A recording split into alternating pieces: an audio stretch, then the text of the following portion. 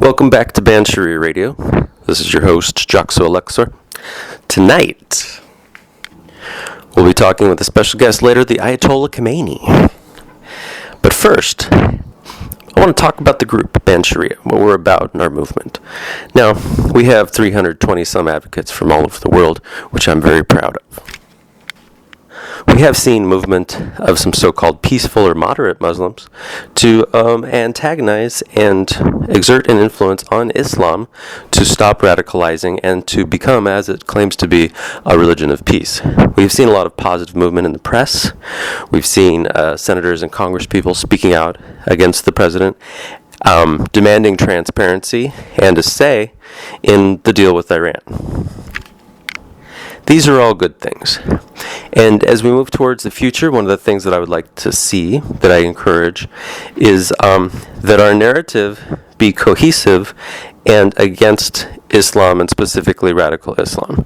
Those of you who have been following me and are part of my group, know that the tenets of Islam that are in their own book, and that there's a large amount of doubt as to whether Islam can ever truly be a religion of peace.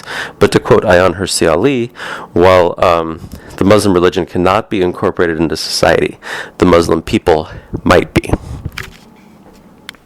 In the future, because it might become an issue, I want us to be conscious that we're not using hate speech. And I think, I understand that there's going to be emotional speech and there's going to be venting. I understand that.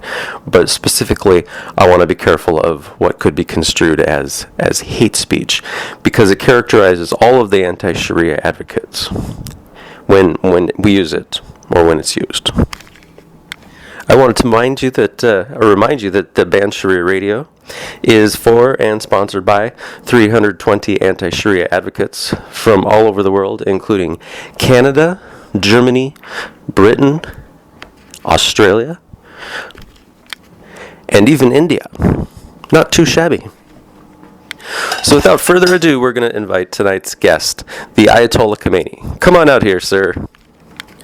Good to see you, Jaxo Luxor. Thank you for inviting me to the show. Allahu Akbar. Death to America. I'm sorry. Did you just say what I think you said? What do you mean? Allahu Akbar. Thank you for having me on the show. No. You said death to America. What's that all about? Oh, that means nothing. That is something that we say. It's like when you people say howdy doody, or how is the weather doing today? Well, I personally, I gotta say, I don't feel that that's that common of a saying, but I guess agree to disagree. Moving on. Historically, you've made some very interesting comments about women and sexual propriety for Muslim men. Could you explain the need for that? Why does that happen? Oh yes, this is a very good question. Well, you see, I'm afraid that you Americans are not very familiar with our form of government and how it works.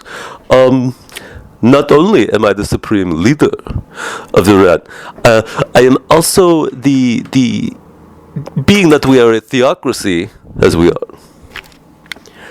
I am also the biggest expert on Muslim law.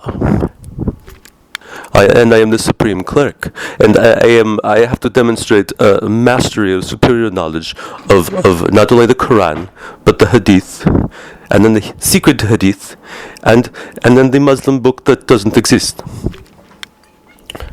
I'm sorry. What's the Muslim holy book that doesn't exist? I've not heard of that. Oh, it's not that important. Let's forget that I said that and move on.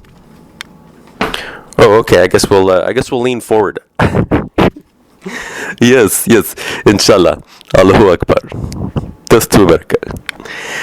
See, I don't think I'm ever gonna get used to you saying that. Yes, well, agree to disagree. Okay, so I guess the question that I have for you now is it, how young is it okay for a man to have some kind of sexual contact with a child? Could you explain that to me? Yes, this is an easy one. I have answered this before many times. It is okay for a man to get sexual pleasure from a child even as young as, let's say, a newborn. But he must not penetrate the newborn. And if he does, the child, unless it is a boy, cannot be given in wedlock to a man, and he must provide financially for it for the rest of his life. Allahu Akbar. Death to America. Okay. Okay. All right. I'm not even really going to comment on that, but I want to thank you for your honesty and your candor in the matter.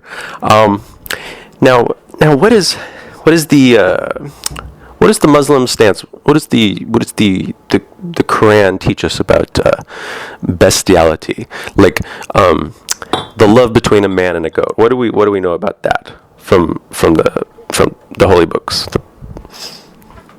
Well, Joxua, this is another good question, which I have answered before.